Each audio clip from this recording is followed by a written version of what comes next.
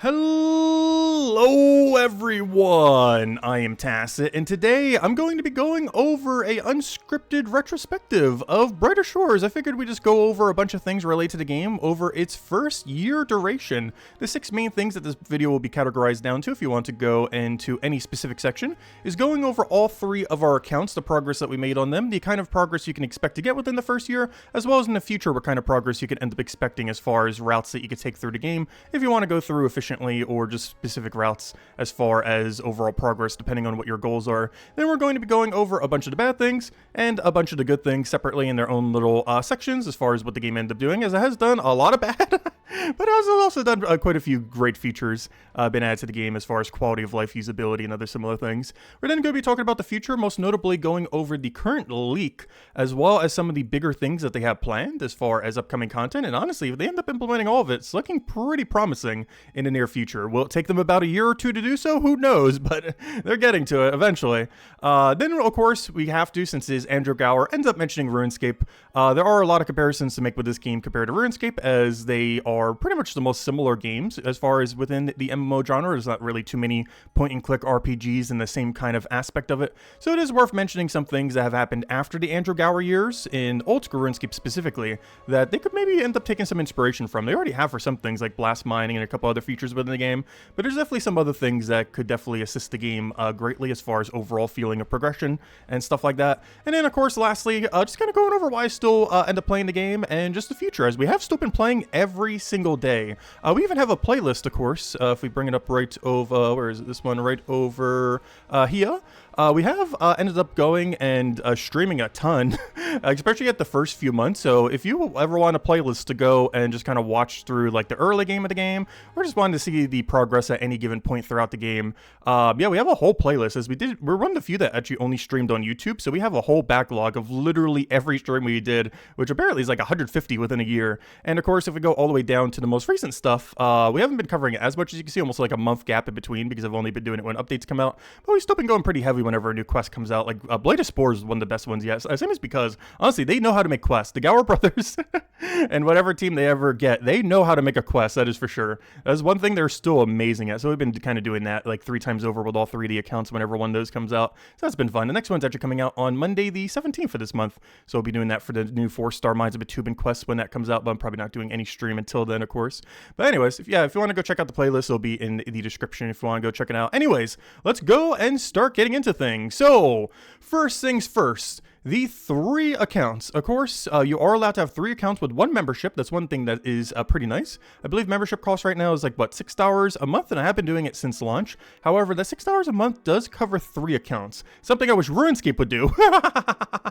But, yeah, for $6 a month, it's 3 accounts, so effectively $2 per account. Obviously, if you're only playing one, then it's, the full $6. But, of course, you might as well utilize it on the other 2 just to be able to go and do their passive, because, of course, you can have any of these just going, and because the passive system, you always have a bunch of EXP coming in. So this guy is currently doing, Bone Right. He's getting his ability to make Guardian weapons, which, of course, he is a Guardian. He's getting that up automatically. I can leave him here literally for like 23 hours, and boom, he'll just keep getting EXP the entire time. So it is good early to end up making some side accounts, because you're basically paying for them anyways if you're doing subscription. And even if you are playing free to play, you're getting progress across all of them. This game also is it's disallowed to do multi-boxing or anything like that, so you might as well get your 2 AFK accounts up, since you can't play like 4 accounts, 5 accounts similar at the same time based on the current rules of the game.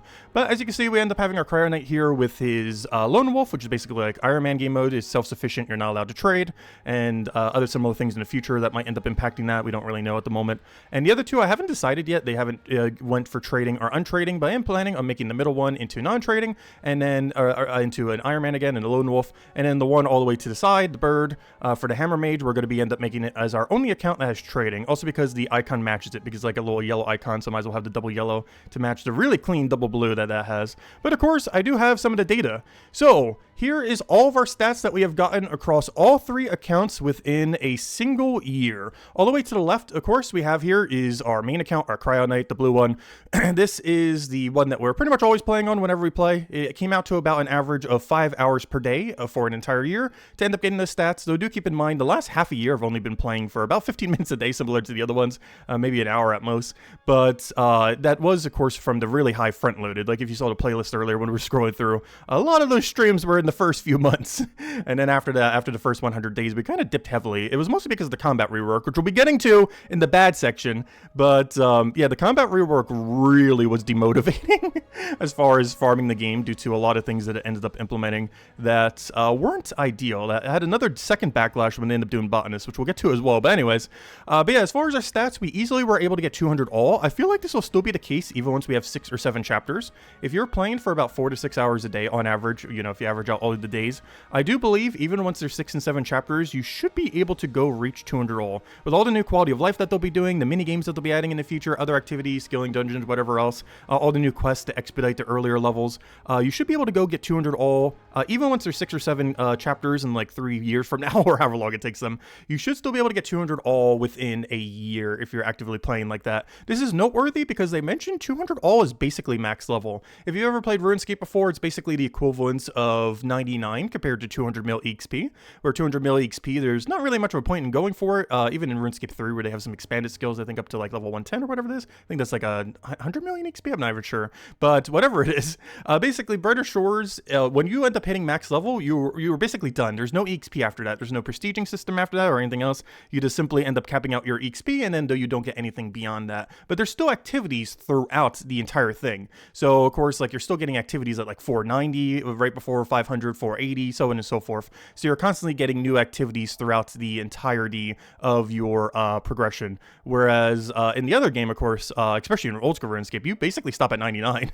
At 13 million EXP, you basically get your last activity, and then you just have to keep spamming that all the way to 200. So it does have a lot more filling as far as to fill out the whole leveling system up to that point.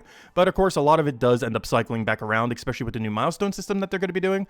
So there's a lot of recycling of content. So technically, it's not really necessarily quote unquote new content, but you still have activities that are giving better EXP rates throughout your journey. And once they do the milestone update, you should be able to get some more EXP rate even more often as you keep going through your overall progression. But they've mentioned multiple times that they basically consider 200 all as quote unquote max level, aka basically 99 all in the previous MMO that he did.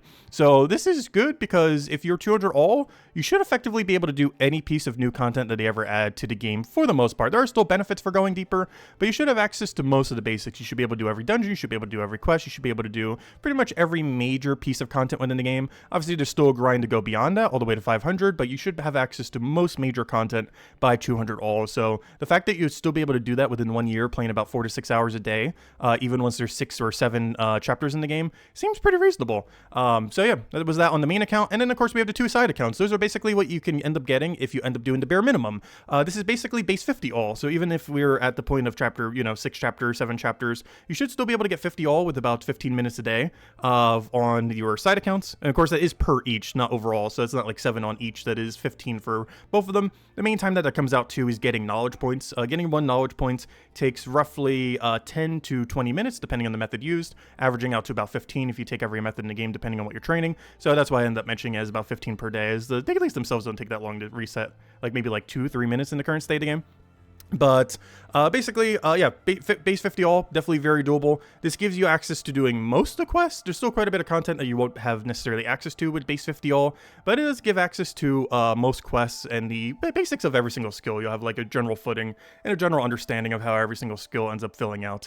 And as you can see, the main thing that we end up getting really high is the crafting skill. The Guardian end up getting 279 bone right, and the other one, the Hammer Mage, of course, for the respective crafting skill, end up getting 230 stone mason. The main reason for this is I pivoted them a couple times. They were originally going to do combat only, but then I was having a little bit of issue sourcing their weapons, so then I started moving to chapter 4. But after moving to chapter 4, I was like, okay, let me just go all in on their crafting skill, because at that point we didn't know exactly how trading was going to work. So I went one all into bone right, and then the other all into stonemason, respective to their class, as Guardian needs bone right, and the Hammer Mage ends up needing stonemason in order to go make their primary weapons, which are needed for both the AFK activities, but also, just in general for upgrades for combat for now and into the future.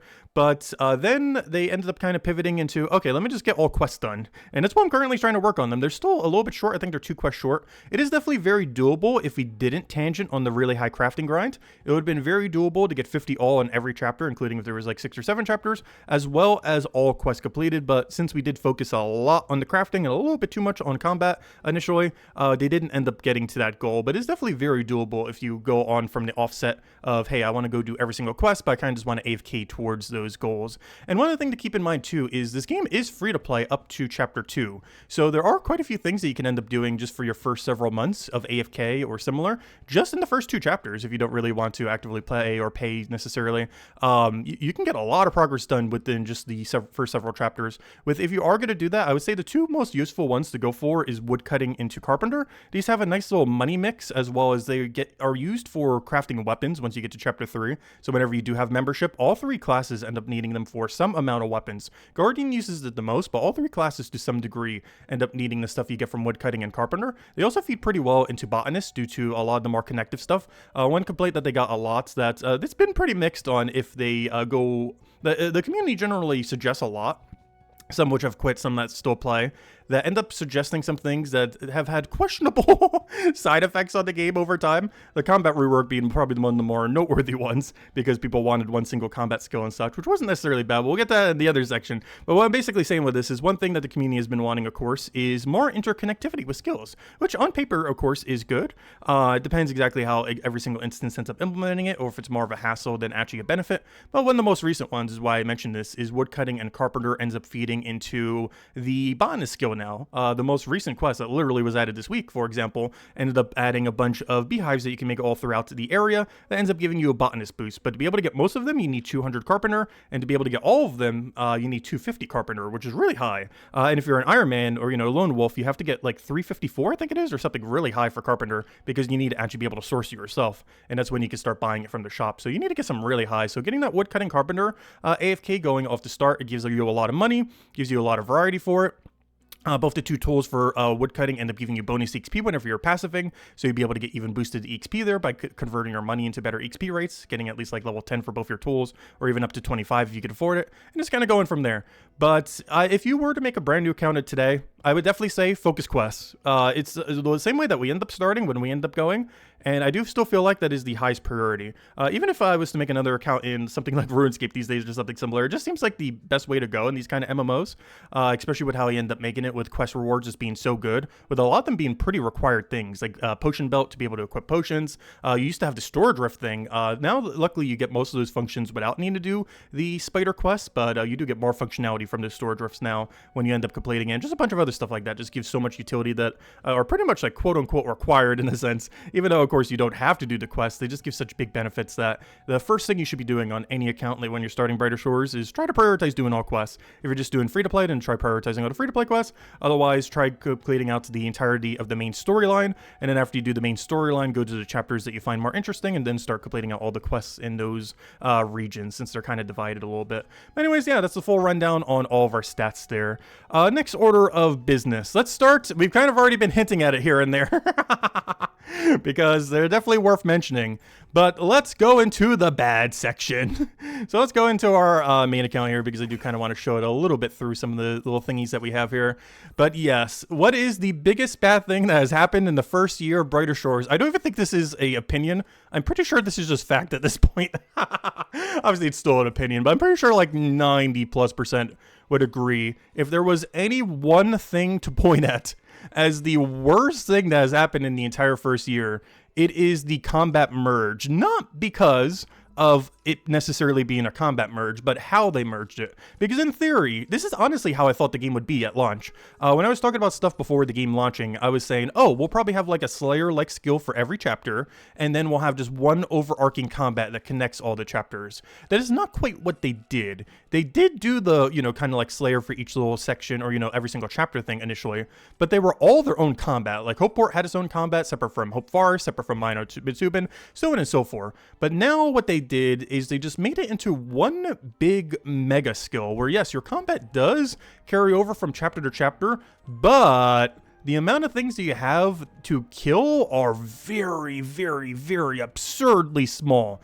because they're not separated by chapter anymore for what you have to kill, as aka like your Slayer task kind of thing, or whatever your Slayer objective, or whatever your thing to kill objective is. Now you have a choice of like 2 at most, maybe 3. Obviously, this could change once they add repeatable bosses, of which there are none currently, or repeatable anything combat-wise, like dungeons, raids, or anything like that. But at the moment, for example, I am level 931 combat. If I want to do combat, there's basically only 2 things, maybe 3, because this one's a little bit cheesable, but there's only like 2 or 3 things I could ever kill at any given time. Whatever the one closest to my level is, which of course is the 930 Brambleth.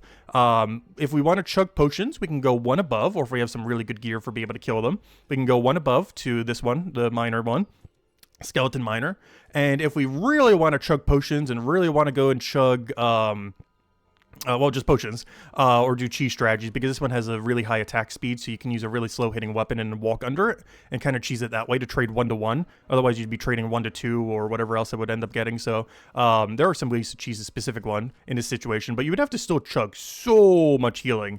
So at most, you have like 3 that you could ever kill, because if I go back to bear, our XP rate is going to be way too low to bother killing it. And if we go even further down than that, you're basically just trolling if we're killing goblin or below. The XP rate that we'd be getting for it is so absurdly bad, and it would never be worth killing. This has also ended up killing one of the most fun AFK multi-skilling activities that they have. Multi-skilling activities where you gain 2 XPs into 2 various skills at the same time, always pretty decent and generally pretty efficient, and it was really efficient to do raid dens, crime den raids. You basically just went into the middle of a room, AFK'd for like 2 minutes, and you got really efficient detective XP while also getting combat XP. However, these things are really underleveled. I forget what my 344 would be when I end up going to it, but I want to say 500, maybe 600 at most. This is really bad because my combat level is currently 931, and if I was saying that this one is completely trolling if we go and kill, imagine how bad something at like 500 would be if we were killing something like that, which is basically what the rework to those raid dens end up doing, and they still haven't fixed those. Those have been dead content for like 8 months now. So a few other things that kind of been dead content for other things, but they're kind of more worth mentioning and separately, kind of like blast mining, where they kind of took what it was from old school RuneScape, but they, with the knowledge system and everything, they just didn't make it give enough XP or enough knowledge points to make it worth it. You can also only set one of them at a time, unlike old school RuneScape, where you set about 3 or 4 at a time, so it's really slow since you have to wait for every single one individually to explode, instead of setting all 3, have them explode, set all 3, have them explode, and, you know, move on that way, which would drastically increase the method. They'll probably do changes to it in the future,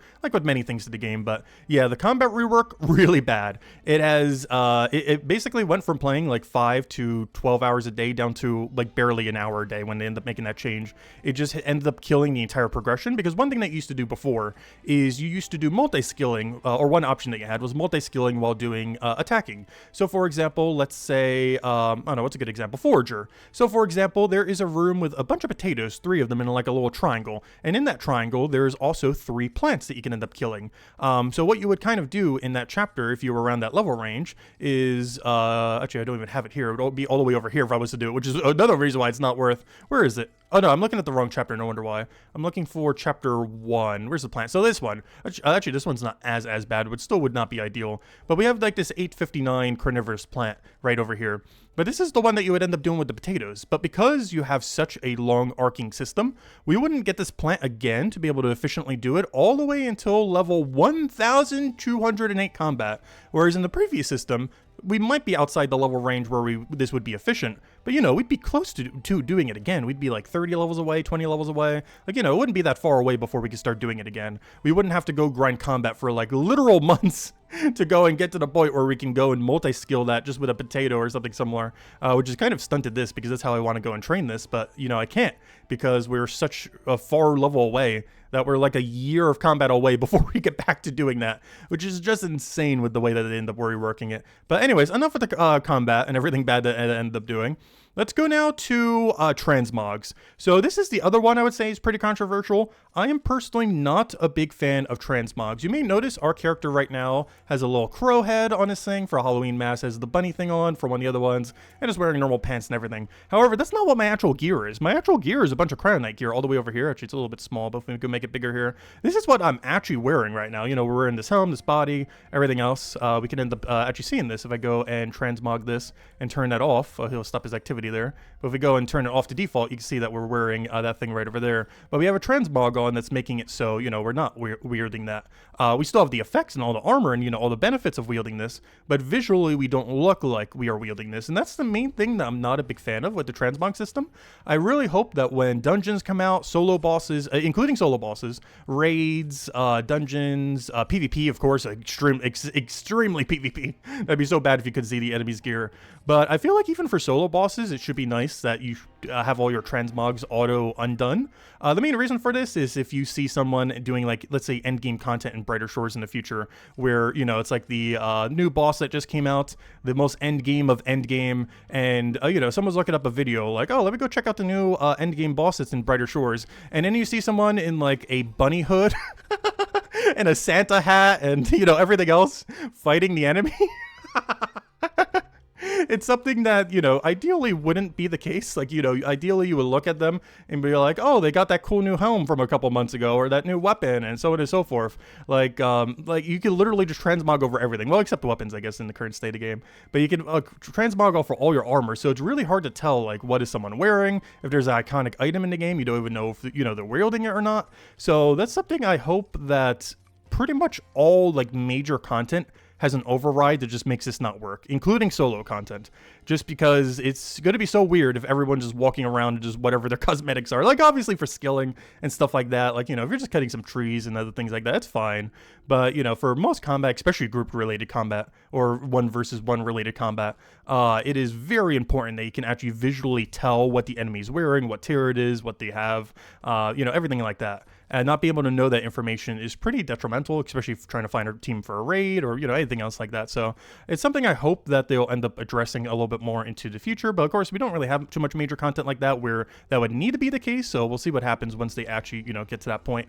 The other thing to mention, of course, which I am also kind of iffy on, is discontinued rares. So every single thing that you see in my inventory, other than the Halloween events, if you still want to get that, there's still like a week and a half, all the way until Monday the 17th if you're watching this now. You still got like a solid week, still don't have time to get all of them, even from a fresh account if you really wanted to. You'd have to grind a bit though.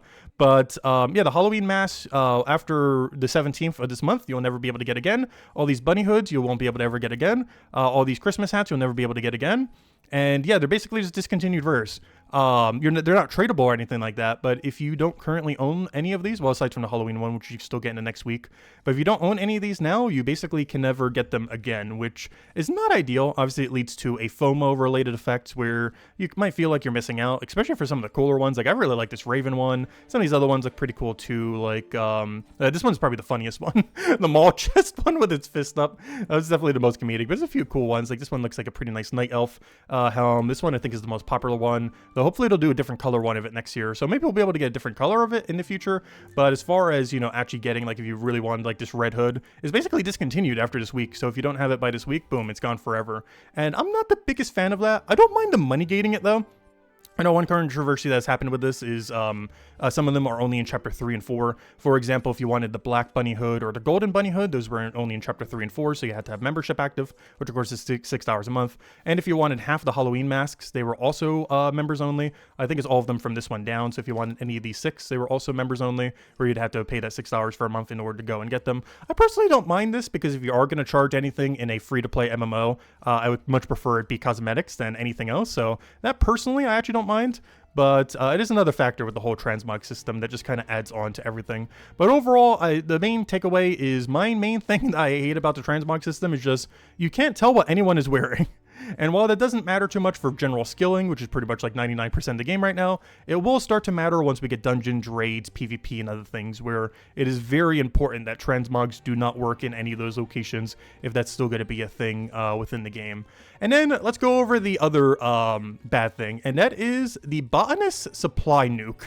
So the botanist skill itself, the rework, I would say is overall pretty good. This was definitely something suggested by the community, in that a lot of people were mentioning Forager and Gather basically feel like the exact same thing, that they were basically just copy pasted, and they don't really feel like they have much of a differentiation between each other. However, they ended up doing a couple other things with this botanist rework. Some of them good. For example, they ended up adding a bunch more storage rifts like everywhere around the game, which is great. But they also ended up nuking a lot of resources, the most notable ones being alchemy resources. They ended up making it so a lot of alchemy resources were just auto-sold because they didn't exist anymore. So if you had like 500 alchemy banked, goodbye, it's now like 300 alchemy or 400 alchemy because so many of them ended up getting deleted. They also got auto-sold, so they didn't end up getting their full value compared to if you did make them into a potion, like all the time it took to gather them from a far storage rift and everything else like that. So all that profit that you would have otherwise had if you would have crafted them into a potion, not even just the XP, but the profit too, ended up getting scrapped. But on top of all that, they also ended up scrapping some potions. For example, if I go check this right now, I ended up getting like 20,000 5% Mines of Matubin pots, and they literally nuked all of them. Like, all of them are just gone. So if I go to withdraw items here and I go to potions, you may notice a distinct lack of a 5% here. But for whatever reason, they just nuked every single one of them. I guess if people had too big of a stack because they were quite a bit cheaper earlier. But you can see that didn't happen to all the other ones. Like we still have our 1,133 or Chronopolis ones and stuff like that, like our 317 for Chapter 2, the few small ones that we had for Chapter 1. But our 20,000 something stack for the Mines of Matubin just completely nuked. So I assume we got the money for it. I'm sure it wasn't just completely deleted. I'm not sure because we were getting refunded for a lot of things at the time. So it's hard to tell exactly what happened with it. But yeah, the botanist loot nuke basically affecting alchemy was the main thing that was kind of unfortunate. For the most part, it didn't really affect me too much other than the 20,000 Mines of Matubin stack. But I could definitely see that affected a lot of other people. For example, I think I had a couple thousand clovers, which were originally made to make the plus 80 cryonite potion, which actually I can't even do at this level range right now, but the plus 80 cryonite potion. But now they make some useless cooking ingredient that isn't even in the game yet as far as the recipe. It went from like a level 250 something potion down to a like level 80-ish cooking item. So all those resources effectively got nuked indirectly. So anyone who basically did a bunch of forager and gather and didn't convert it into alchemy yet really got messed up. Which is one of the reasons I kind of been going even on any skill. You may notice we actually have a really high skill total for not having a 500. Not counting combat. Combat's done a little bit differently. But this is mostly because I didn't want to get hit as much from any rework. Obviously, they're making drastic changes constantly, which is to be expected in an early access game. So to make sure we don't take as much damage whenever there is an update, I figured just go pretty evenly, which is one of the main reasons I didn't get 500 in a skill. The other reason being is, let's say I had 500 mining by the time the mining minigame came into the game. That would be pretty bad because I wouldn't feel like doing that mining activity as much if we already have max level. And just the experience overall of not gaining any XP when you're already at 500 just feels really bad to me. So I've been trying to avoid 500s like the plague. Maybe we'll get 500 all in like one go at some point, or at least by chapter. Anyways, all of the bad out of the way, let's start getting into some of the good. As honestly, I do feel like they've done a lot of good over the time, aside from just general quality of life that they end up adding. So one of the biggest ones, of course, is queuable actions. If you have not played since then, it is amazing. You just click on every resource in a room, and he's just going to go and do all of them. I'm not clicking anything right now. I just clicked on all of them once, and now he's going to queue one, go to the next one, go to the next one, go to the next one, and we're already good to go. He'll just be able to go around, do every single thing. You could add more to the queue if there's more resources in here. Like, for example, let's say I wanted to go to storage rift after. You could even queue the storage rift. It won't deposit it for you because there's not a right-click deposit all button yet. That's the quality of life they still need to add. But, you know, it'll still walk over there if we were to go and click that. But yeah, it ends up working out really, really well. Then you just go over here, deposit it all, or, you know, once you have a full inventory, go and deposit it all. Boom, good to go. And then go and repeat your cycle, as we don't have right-click deposit all yet. At some point, we'll get it. So stuff like that, absolutely amazing as far as quality of life they did. The next one to mention, which I actually don't have right now, but you can now have double knowledge points. So, of course, there's a lot of systems in the game to train skills without training skills. One of the main ones being passive that we're doing right now throughout the entirety of what we've been talking, or even if it's logged out and everything. Our guy is logging at these trees, so he's gaining a bunch of XP for these trees. It's quite a bit lower than if we were doing it normally. For example, if we go get an XP drop from this, you'll notice it is about a 2,000 or so XP drop. So if we let this roll in, I think it's like 2,050, somewhere around there. It's quite a bit lower, but if we just go and click on a tree a single time, you'll notice like 5,000. However, this one that we're doing right now, this longer one, you can literally log out for a day and come back and he'll still have done the activity the entire time. So for this, we get like 1,526. But of course, if we go and chop it, we're getting like 3 times the amount of XP, and they're both at our level range right now. So this is a pretty much 1-to-1 as far as like active method, as it's around where our active method is right now. But it's always, of course, better to actively train your skills. But it is just so nice to have the ability to just passive everything and just indirectly directly get everything up. And with the double knowledge meter, this allows you to, on your alt accounts, basically go an entire week, or assuming you're doing them before level 200, you can go an entire week with the new 200% meter that you they end up adding, and not need to worry about their knowledge points at all. You just farm it on like a weekend one day, maybe some Saturday that you have some spare time, and then that's enough to go and run your accounts AFK for an entire week. It is so good. And of course, for the main account, one nice benefit of that is with the new potion belt that they added, another big quality of life that I'm not sure how we lived with it with the first few months without it, but you can then drink a potion and then double dip it. So of course, if we're at like 190% and we're about to get the rest of our knowledge, we can then go and use our EXP that we end up getting from our knowledge points onto any skill in the game. So if there's any skill you never want to train, you can just go and target it with passives. You could target with your double knowledge point dumps. It is so nice. Of course, in something like RuneScape, you'd probably want to do this in like rune crafting or something else that you don't feel like training. But in the case of Brighter Shores, this tends to get put into production skills a lot. The ones that are either pricey to go and get up, or just you want to get up in general. Things like smithing, stonemason, carpenter, alchemy tend to be some of the bigger targets. A leatherworker, all tend to be targets for throwing knowledge points onto, just so that you can expedite their speed, as they are a little bit towards the slower side as far as overall progression, or in the case of some of them, really expensive to go and train both manually and passively. So great things to go and dump the knowledge points into, so you don't need to worry about them. So you don't actually have to train whatever you don't want to train. You can literally get 500 in any skill in this game without basically ever training it, just through passives and through doing your double knowledge point dumps that they end up adding to the game. We've always had the single, but the doubles work really well, since you can always get the full amount and not need to waste any of the amount of points. And then of course, the other best thing that have been adding to this game is the quests. The Gower brothers have always been really good at making good quests, and they have not stopped yet. I think we have gotten 6 new quests since launch. This includes the Herbalist Hurdle, which ends up adding the equipable potions, the Missing Fisherman, which ended up adding a new teleport and so a new cooking option, or new turn-in location. We end up getting Because, which end up being a bunch of buffs for botanists and a lot of really fun puzzles.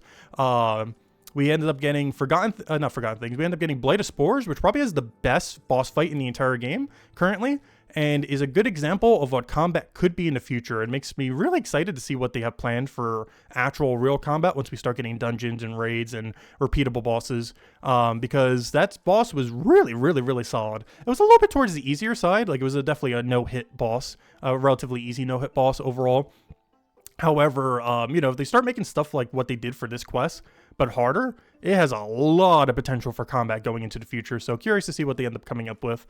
We end up getting the Zapatra's Beast, which ended up making it so you could sell the stuff you make from Boneright Blacksmith and Stonemason within the chapter without having to go to chapter 1 and 4 every single time to go teleport. So very convenient there. Also helps with some combat, oddly enough, as well, since it's a bit closer sometimes to go to there from the combat to sell there than it is to go all the way back to one of the other chapters. And that's everything that they added for quests. But all really solid quests, definitely worth reading, and all have really decent rewards. And it's by far been one of the best things that they've been adding throughout the entirety of early access so far. And yeah, just been enjoying them a lot. A lot of fun humor, a lot of good rewards, and a lot of good level progression if you're not already like 200 all. But if you're actually progressing, like if you're doing the quest at the level range that you're supposed to do the quest, like either on an alt account or if your main account is that low of a level, you get a huge amount of EXP that really expedites you through the game and helps skip some of the more tedious stuff that you would have to do early on in the game as they keep adding stuff. Anyways, let's start getting into the 4th point now and go over to the future. So, of course, they've been posting a leak. It was weekly, now it's bi-weekly, once every 2 weeks. And they've done 23 of these so far. However, the most recent iteration is the biggest one that they've done yet. They basically went over their milestone things, which is not the first time they've ever set up a system like this. The first instance I can think of, though I'm not sure how big of an influence the Gower brothers specifically had on it, but back in 2008, Jagex ended up releasing Fun Orb, which is still under the time when, the Gower brothers were with them and everything. So I assume they had a decent amount of influence on it. I'm not actually sure. But in 2008, Fun Orb ended up coming out, and I remember, especially since I played the Steam version that re-released like about a year ago, Arcanist, the most popular game on Fun Orb, ended up having a 10 milestone system as well. Technically, it was a prestige system where you kind of reset and everything every single time, but to some degree, some people would call that the same thing for Brighter Shores, since, every like X amount of levels, you basically have to do every activity over again anyways. So to some degree, even though you're maintaining lower levels in Brighter Shores, because obviously you have to because it's MMO and everything, you're still technically full resetting in the sense that, you know, you'll do all the activities and then you have to do all the activities again and then you have to do all the activities again, so on and so forth. It just will be at higher XP rate rather than being literally nuked to 0. So they did end up doing a 10-tiered system for a game in the past, like Arcanist in 2008. So it'll be interesting to see how they end up implementing this in an MMO, because I'm pretty sure in RuneScape 2, they never ended up implementing a prestige system like this or a milestone system like this, but they are for Brighter Shores. So it'll be interesting to see how this 10-tiered system ends up working out. They're basically trying to fill out all the skills to have more activities throughout them. This will basically increase your XP rate going through, even if they don't increase the curve at all. Even if they keep the exact same XP curve they have now, you'll still be getting better XP rate because you'll be gaining to a new activity more often. So if right now, let's say you have to wait like maybe, I don't know, 10, 15 levels before you get a new good activity. Under this new system, it might be closer to 10 or under. So you'll be going from better activity to better activity quicker, which is effectively more XP, even if it's following the same XP curve as before. It should be anywhere from like a 5 to 15% XP buff as far as getting to whatever your level goal is. So overall, should be pretty nice. Be interesting to see exactly how they ended up implementing it across everything. They're adding a lot more skilling for a lot of skills within the game as far as filling it out. And I assume some things will repeat a little bit more often as well, so that you can get a little bit more activity, or, you know, be able to get to your better XP rate quicker. But it'll be interesting to see how that ends up working out in its totality. They're even trying to go and connect more skills. Like I think they're doing something with Carpenter, where you need some kind of box to go catch pufferfish. This could have the byproduct of being a bad update in the sense that now pufferfish will be dead content because it might not be worth to go make the boxes to then go do that. Which is one thing I'm concerned about when they are trying to connect skills, is they might try to start over connecting skills where it really doesn't need to be, where no one bothers catching pufferfish anymore because you need a box for it, or no one bothers using those stakes when it comes to botanist because the 10% buff that you already get is probably enough that you really don't need to stake every single one of your plants. So they're starting to connect skills more and more often, sometimes good, sometimes bad, and I am slightly concerned what some of those bads might end up being over time, just because they might start overly connecting skills where they really don't need to be connected just for the sake of, you know, making it more interconnective. But there are definitely a lot of good ways to end up doing it. We just really have to see over time exactly how they end up, you know, doing it. Beyond that, of course, I'm not concerned with them adding a billion more quests. They are going to do that regardless. Honestly, I wouldn't be surprised if they start adding a quest every single month, and I would love it if they would actually start doing that. But they're already somewhat doing that. They're adding 2 quests this month. We had one this week and one in on the 17th and a week and a half from now. Here we have a couple of the major features that are going to be doing in the near future. One of those they already did, the botanist rework, which we kind of went over a little bit earlier. Overall, it was both an improvement and a deprovement. They ended up nuking a lot of alchemy supplies. They ended up nuking a lot of potions. However, they did make Gatherer, or now Botanist, more fun. It is definitely a lot more varied compared to Forager, compared to how it was before. And beyond that, they also ended up making it so you do get a little bit less resources from the activity. Like compared to Forager, you can get quite a bit more per hour as far as alchemy supplies and everything. But for the most part, it was a fun change to the game. I'm just not sure if it was really that much of an improvement to the skill overall, or to alchemy overall. As far as milestones, this is the one that's basically converting it into a 10-tiered 50 system. So for example, whenever I say level 200 in the future, this probably means milestone 4. And whenever I say level 500 in the future, this probably means milestone 10, so on and so forth. Where every 50 levels is a single milestone, and it basically just uses that system to kind of condense down the number. This will also be adding more activities in between everything, and will basically just make a smoother curve for your XP, so you're not going as long of a duration without having a better activity. So this should overall be pretty nice for the game. There are still some ways they could mess this up, but I do feel like this will overall be a beneficial thing for the game. I just feel like it might be a little bit confusing to kind of say what level you are at something though. Like let's say, oh no, I feel like saying like something's at level 250 is a lot easier than saying like, oh, it's at milestone 5, or saying like 254 is easier than saying, oh, it's a milestone 5 4, or whatever you would say for that. Milestone 5 at level 4. I'm not sure how you would say that, but yeah, it's gonna be a little bit weirder in that regard, but it should help with the XP curve greatly. Next, we have bounties for all professions. This was actually something I was really surprised with. When they were showing and teasing bounties before the game came out, I was really expecting bounties to have filled out more of the game than what they did. But they only did it for a few things. They only had cooking bounties, which are every hour, detective bounties, which are every 2 minutes, and merchant bounties, which are every 2 minutes. Am I forgetting one? Is that it? Yeah, I think that's it. One big concern I have with bounties is I hope they make cooking bounty into 2 minute and then don't ever make another 1 hour bounty ever again. My biggest concern with bounties is they're going to add like 3, 4, 5, 1 hour on the hour bounties, which basically becomes an hourly rather than an activity that you just do whenever. Because then the meta for the game, let's say they have 5 different 1 hour bounties. The meta for the game is literally just going to be every hour on the hour, do all the 1 hour bounties, and then whatever time you have left, you actually get to play the game. And that's going to be really, really, really, really bad. So I really hope whatever they do for this, they convert, or they can keep it if they want, the cooking bounty at an hour, but just don't add more. Or ideally make the cooking bounty, rebalance it into a 2-minute system, and then just make every single bounty into a 2-minute system. Because if we have to go around to a bunch of 1 hour bounties every hour, that is not good. That is exceedingly not good. But yeah, it'll be interesting to see how this pans out, because they're doing this for combat too. Something I was kind of expecting, because, you know, he did Slayer and the other thing where you basically get bounty tasks to go kill a certain thing. But yeah, they're going to be doing this for every skill in the game. So fishing will have it, mining will have it, combat will have it, so on and so forth. Hopefully this will help fix combat a little bit, hopefully.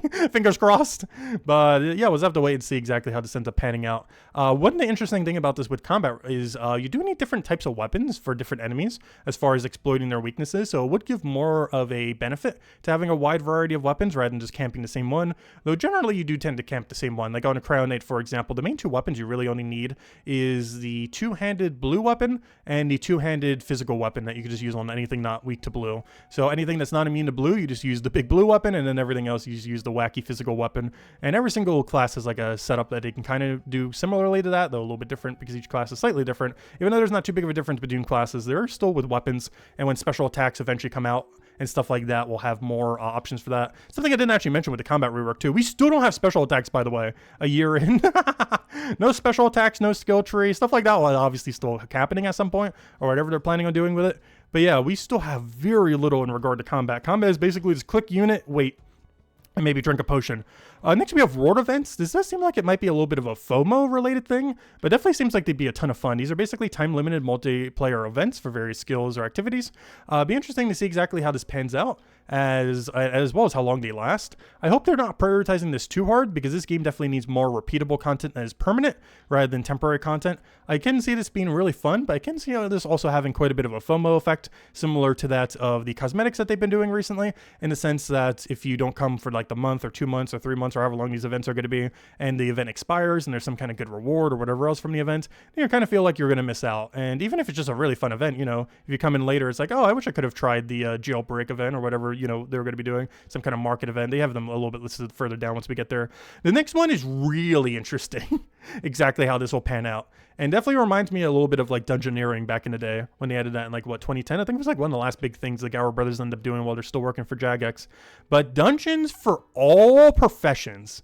Not just combat, all professions, solo and multiplayer excursions into unexplored regions of Adothria, remixes the professions in a whole new way, adding more options to level up. So as far as old school RuneScape, the main thing I can think of that is kind of like a skilling dungeon, quote unquote, is Blast Mine. Volcanic Mine, I mean, wrong activity. Volcanic Mine. So Volcanic Mine is an activity that you could do, you know, solo or with multiple people.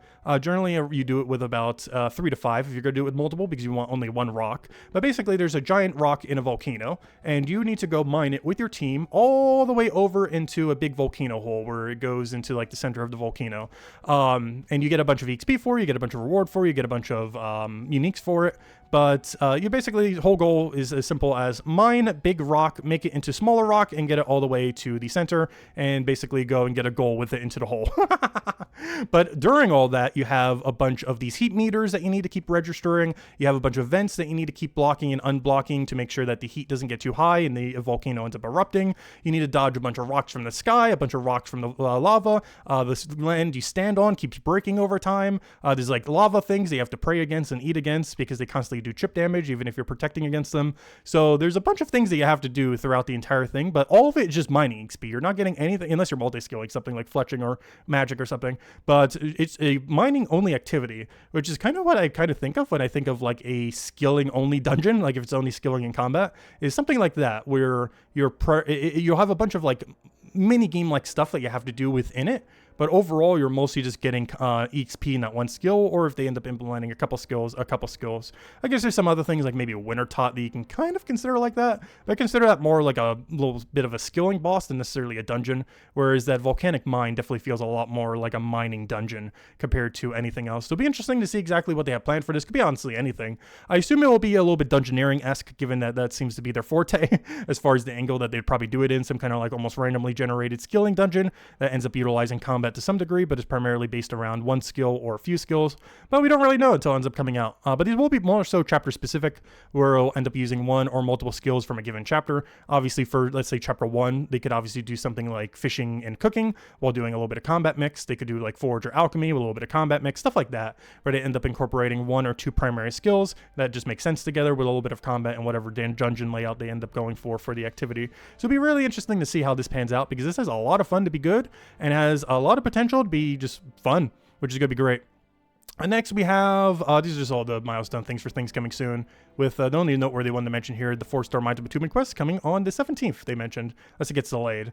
But now we have all the other things that are coming. This is more so a breakdown of what we kind of read earlier. Botanist's already in the game. Milestone features are still working on, but it's probably the next super major thing other than quests that they're adding to the game. I assume they're trying to get this out by the end of the year, so probably by next month they'll have this out. We then have bounties for all professions, with them working on several of them. This is not all of them though, but this is, I guess, the ones that they're working on at the moment: fishing, alchemy, miner, blacksmith, bone wright, and stonemason, aka every skill for chapter 3 and every skill for chapter 1 that doesn't have one, except for forger, oddly enough, for whatever reason. So that means chapter 1 and 3 would basically have bounties for every single skill for the most part then. We then have world events, as I mentioned here, which they specifically mention a little bit more details here, that this would end up including world events for combat, forger, fisher, chef, botanist, woodcutter, bone wright, stonemason, detective, merchant, and leatherworker, with the two that they're working on in the near future, though they haven't really started at all yet, which is good. They definitely should be prioritizing things that isn't this at the moment. However, they do have two that they're kind of planning, both for chapter 4. This is a detective prison break, which of course would be for detective EXP, and then a merchant Chronopolis fair, where you'll be able to do something to go gain a bunch of merchant EXP. So whatever those world events will ultimately end up doing. They then end up mentioning the major dungeon things, where solo and multiplayer excursions in the unexplored regions of Endothria. Not really much details on this yet, but definitely probably out of anything on this list, the thing I'm most curious about how they're going to implement, as there's a lot of potential to be some of the better content, or with how much content in the game right now, the best content in the entire game at the moment. So it'll be interesting to see how those pans out. Especially since these are probably going to be a little bit different from raids, in that these are probably going to be a little bit more puzzle heavy and, you know, skilling heavy, compared to raids that are probably going to be more combat heavy, whereas these are going to be a lot more of, like, you know, an alternative way to train your skills and do puzzles and other things, because there's no repeatable puzzles in the game right now. There's a lot of really cool ones for quests, but no repeatable ones at the moment. So it makes sense if they kind of put that into the dungeons, but then leave raids as like purely combat, or mostly purely combat, just to not really mix people who want to do combat with the people that want to do like puzzle and skilling kind of things. And then of course we have a bunch of mini games for a bunch of skilling things, which oddly enough, there is no skilling mini games currently within the game, unless you count like the one little feature that you have for alchemy as a skilling mini game, which I don't know, I guess you kind of could. It's not quite a skilling mini game, but it's kind of in that kind of respect. But anyways, we have a carpenter mini game, which is really good, the only one available for free to play here, but I've been mentioning since day one, or since we had to go do the, what was it at launch, like the 32 carpenter rides, gosh, that they need to add a mini game or something for this skill. It is probably my least favorite, not probably, it is my least favorite skill to train in the entire game, so it's a great one to go get passive done if you're doing like the woodcutting carpenter mix. But it is so, like, it's decently AFK, but it is so repetitive compared to some of the other ones, and that's coming from someone who's trained like all these other skills in the game that, you know, seem somewhat repetitive. But I don't know, something about it just feels so not good compared to most of the other ones, especially since a lot of rewards from it you don't even get to use immediately, and for a lot of it, like especially if you're a cryo knight or a hammer mage, you don't even use those supplies that often. As a guardian you do a bit more often, but if you're one of the other two classes, you don't really use carpenter that much. You use it some, but not like a huge amount. So to have a carpenter minigame, I'm really looking forward to that, as that will probably be the only way I ever train that skill going forward, unless I'm just AFKing some of the logs I have banked. Then we have a blacksmith one, for filtration system, miner for the chaos mining minigame.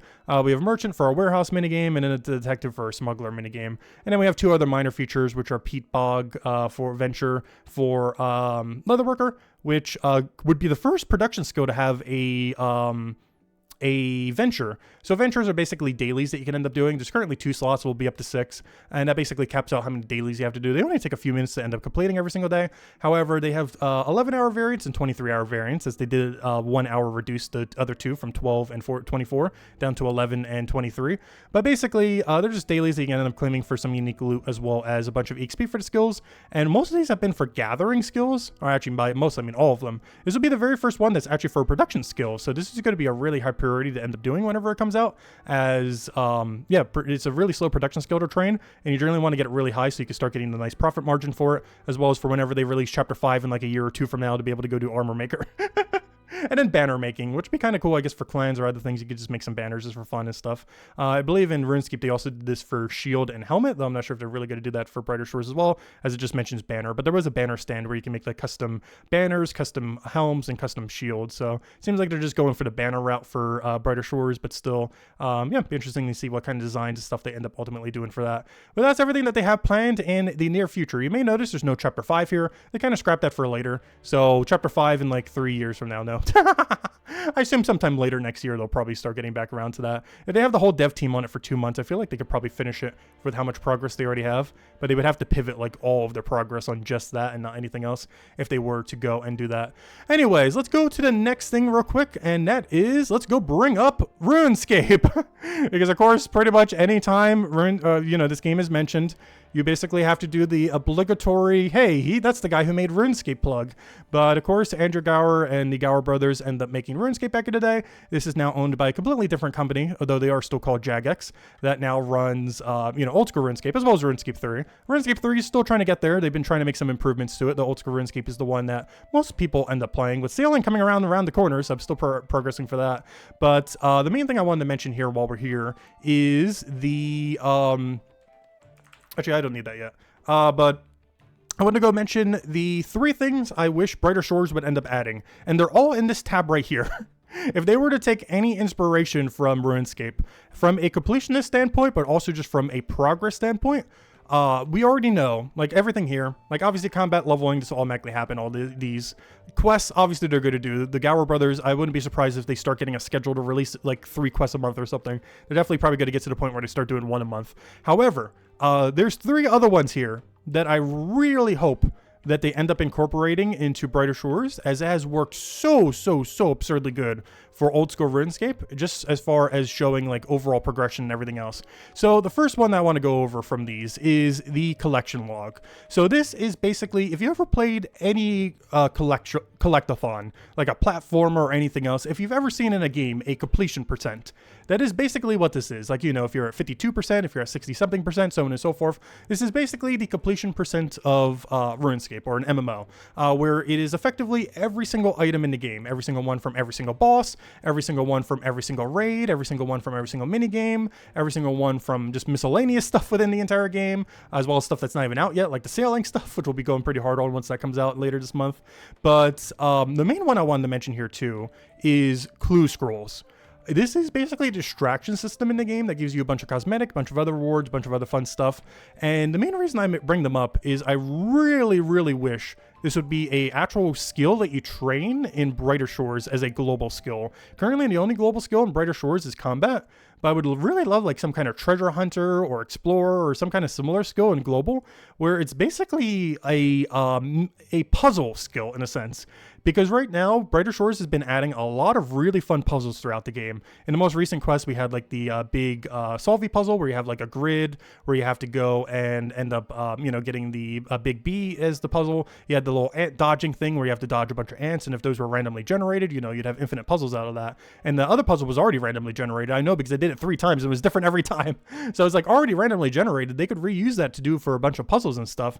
And basically what they could end up doing for like, clue scroll equivalent is they could have one for every, instead of tiers, like the way that RuneScape does it is there's different tiers: easy, medium, hard, elite, master, so on and so forth. They get harder as you go up. But what they could end up doing for Brighter Shores is make it per chapter, but make it scale the reward based on how big of a contribution you do. So for example, let's say you were to go do a clue scroll and it told you, go chop an oak log. Well, if you do a tier 1 oak log, you would get barely any points for it, but it would only require a very small woodcutting requirement. But if they had something like, oh, if you chop like a tier 6 one, which requires like 300 something woodcutting, you would get a lot more contribution towards your clue scroll. So basically they would be separated by chapter, where you would pretty much always be able to go and complete them as long as you have like base 50s, base 100s. You'd be able to always complete them, so you wouldn't need to worry about completing them in that regard. But if you had the higher skills, you'd be able to go and get better contribution. And they could do the same for the puzzles. Like let's say the ant puzzle where you have to go and get through the ant maze.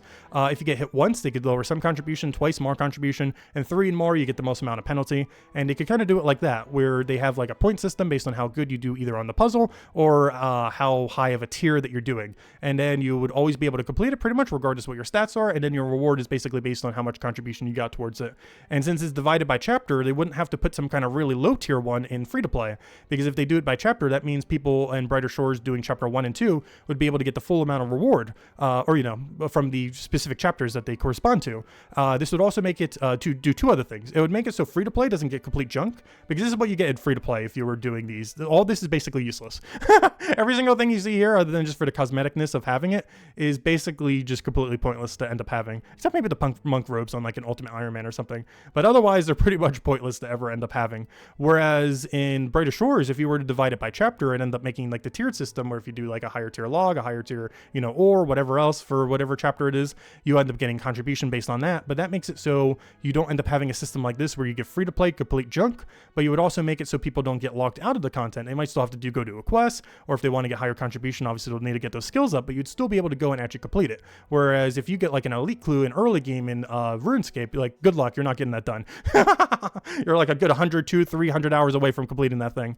Whereas if you do it in Brighter Shores and divide it by chapter, this makes it so everyone will have access to completing them in a reasonable amount of time, and it will fix the other big issue that RuneScape has, and that is it is really hard for them to ever add more stuff to clues.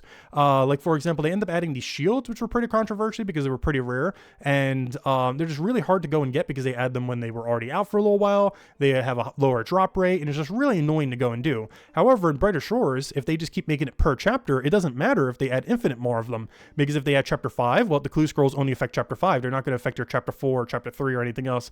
And similarly, if chapter 6 won't affect any other chapter, chapter 7 won't affect any other chapter. So if they divide a clue scroll system like this, not by tier, but by chapter, that would basically fix every single issue in that regard. And of course, it's just fun to be able to see like your overall progress. Like right now, we have 67% total progress. I think we're ranked 14 for hardcore, as this is a hardcore right now. Hopefully we get to keep it.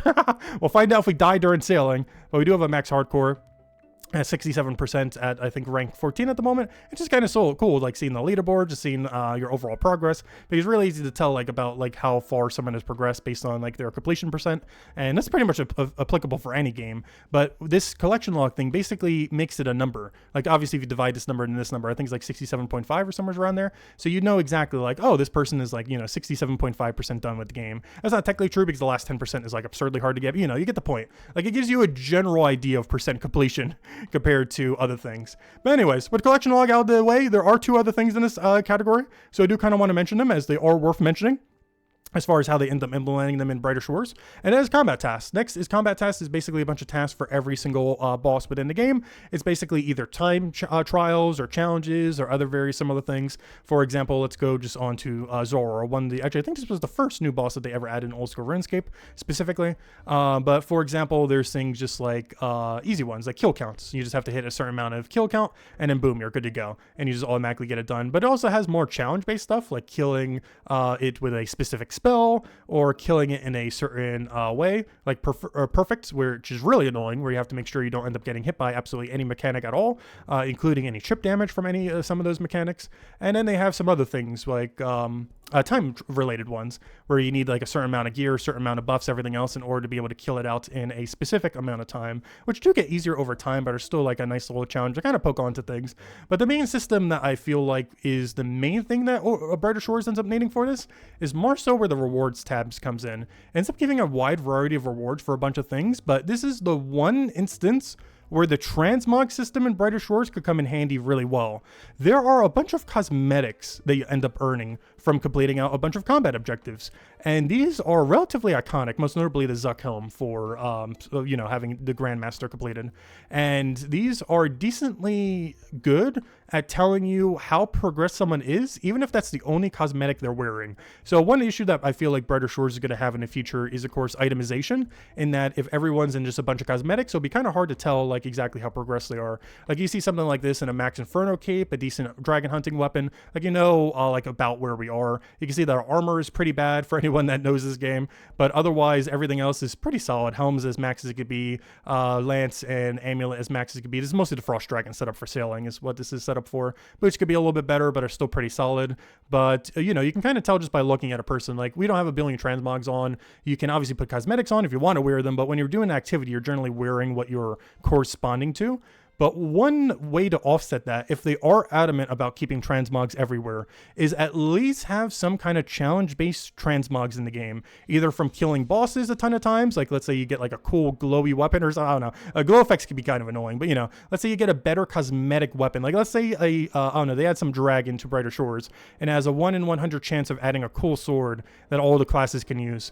But if you kill it 1,000 times, you get like a guarantee like cosmetic overhaul to it. Or because they love tier system, maybe a 6-tier system where at 100 kills you get the first tier of the cosmetic override, and then at 250 you get another, then 500 another, 1,000 another, 2,000 another, so on and so forth at X kill count, so you don't need to worry about RNG. So if you see someone with that max cosmetic, it's like, oh wow, they killed that boss 3,000 times, or something like that, which isn't necessarily like combat related in the sense of hard to do necessarily, but it would still show dedication to that piece of content. Like someone did like 2,000, 3,000 kills on this one boss, and they ended up getting this really cool cosmetic override for when the drops from the boss. Like stuff like that would be so good for Brighter Shores if they are going to go down to transmogs. Like make transmogs that actually matter for that, like related to the boss drop, stuff like that. But in the case of this combat thing, these are basically helmets that are for Slayer specifically, but they are a cosmetic override that basically tells you look at it for a person for like half a second and what tier they basically are combat wise. Like you see someone in this helm, for sure within like a few seconds that they're elite. You look at this helm, it's like, okay, a few seconds, that they're master. And you see this, that they are as sweaty as could be if they have the Grandmaster helm, because this requires doing all the really hard team things. That they're good in a group, that they can take out some of the hardest solo challenges in the entire game. It just immediately you see this, and within a few seconds it's like, oh yeah, you want this guy for your raid team, you want this guy for your duo partner, so on and so forth. And right now we kind of need that for Brighter Shores. Obviously there's not really content for that right now, but as it starts to get bosses, as it starts to get dungeons, as it starts to get raids, if you just see someone in like a full cosmetic override, it's like, I don't know how good they are. But then you see them in like, oh, they have the master thingy on, or whatever the equivalent of that is in Brighter Shores, then it's like, okay, they're actually pretty decent. They might not be all the way max, but you would definitely still want them on your team, still want them for the raid, everything else. So it'd be interesting to see exactly how that would pan out in a Brighter Shores like scenario. But if they're going to go down to transmogs route, it's stuff like this, like transmogs that actually matter, like transmogs you get from X amount of boss kills that end up overriding weapons and other things that you get from it, armor, whatever else. Things like these that you just look at it from overall progress on combat, and then you can kind of tell immediately how progressed they are. Stuff like that would just be really, really, really good to have, as it currently, of course, has none of it, but it could be stuff that it potentially has in the future. And the other thing, which is just asking to be done, now I guess they're just doing more content before they do, but achievement diaries. These are literally like region-based, just like Brighter Shores is, region-based tasks. You go do a bunch of tasks, you get a bunch of rewards for it that affect mostly the chapter, but also just your overall gameplay. So you can end up getting buffs for every single chapter, or every single region in the game from doing one, but it also helps you for some specific things within the region. So it basically double buffs you. It buffs you in your region, giving you more benefits in that region. Like for example, in RD Medium, you get a extra pickpocket. Actually, it doesn't say what the reward is here, but you get an extra pickpocketing that only works in the Ardoin region when you end up getting it. But when you get to hard, it then works in every region in the entire game, in every chapter, in every, section of the game. And they could easily do stuff with that for Brighter Shores, like, chapter 1, chapter 2, Hope Forest, so on and so forth, where some of the buffs end up affecting the chapter itself, but then, of course, those buffs can also affect every other chapter. Like maybe the one for chapter 4 gives it so whenever you sell stuff to a shop, because, merchant is there, maybe they make it so whenever you sell stuff from a shop, you get a buff. So when you do the easy tier, you get like a 5% extra sell price, 10% 10%, 15, 20%, whatever, tier system they do, stuff like that. Like there's so many opportunities that they could do for various things like this, because it's literally set up like that. They literally chapter divided the game in Brighter Shores. It works perfectly. They just added achievement diary. Obviously they need more things to add to the game. This could be years before they really get it. I don't even think RuneScape ended up getting it till like what, 2007, 2008. They didn't start working on it initially. I think 2007, because the 7 save still had the one for Karamja. So they didn't start working on that until like 6 years into the game. But, a few years into Brighter Shores, I really hope they bring a mechanic like this, because Brighter Shores is basically made for a mechanic like this, since it's already divided into regions by chapter. It would work out so perfectly. So hopefully something that they would consider. But yeah, those are basically the main 3. Only other thing I kind of wanted to mention while we're here is, of course, we will be doing sailing when it comes out, for anyone who want to watch that, because some people have been asking, of course, because we haven't been streaming Brighter Shores that much. Mostly just do major content. Like on the 17th, we'll be doing the Mines of Bitumen quest. We'll do it on our main account blind, and we'll do it on the other 2 accounts doing speed runs of them.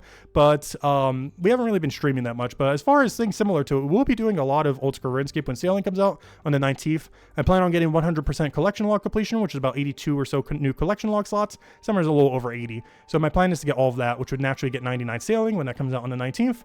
And then we'll probably do that for the rest of the year until we have all of those completed, or at least most of those completed, which would also give us 99 sailing, as well as most, if not all, of the collection logs. Probably just missing a few of the harder ones. So that's pretty much the game plan. So we get to see a nice wide variety of all the new content related to it. We already have all of our resources that we end up needing for it, as far as all the boat stuff, quite a bit more in the bank as well for various things, but already completely prepared and ready to go whenever that rolls around.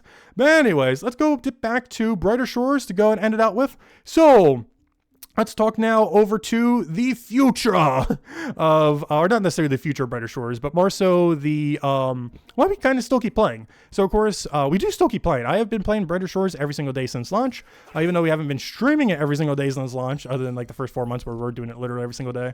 But we have still been playing every single day, still resetting all of our AFKs and everything like that. But there's quite a few reasons why I still stick around. One of them is this passive system. It is really nice that you can just level whatever you feel like it whenever. If you just check up on it, like, several minutes every single day on your accounts and just reset them every single time, boom, you're good to go. Like this whole time we've been talking, the whole time we're in the other game, the whole time of everything, he's been just sitting here for the entire time, just chopping away. Obviously, it's not as quick as if we were manually clicking on all these trees and everything, but he's still going. And you can do this however you want. You could do it in a skill that you don't want to train. You could do it in a skill that would be expedited, like if we get to our next log. Like for example, one thing that happened recently over the last 24 hours, the last 10 hours or so, is we have access to the new log, so we didn't have to go and chop all these junipers. We're now up to the sturdy poplar, and we didn't need to go and do anything there. So you can kind of get progress towards whatever your main goal is, or whatever you don't want to end up training, and just a nice way to kind of clear out your XP and keep everything as you want, get all the objectives you want done. If there's a piece of content you really don't want to do, like let's say carpenter is your absolute least favorite skill in the game, well, you don't have to do it. This supply that we're getting like right here, you could either buy from the shop or get an AFK like from what we're doing now, and that's actually why we're doing it. You might notice, even though this is 215 woodcutting, it is 233 carpenter. And what is 233 carpenter? It is the skill I hate.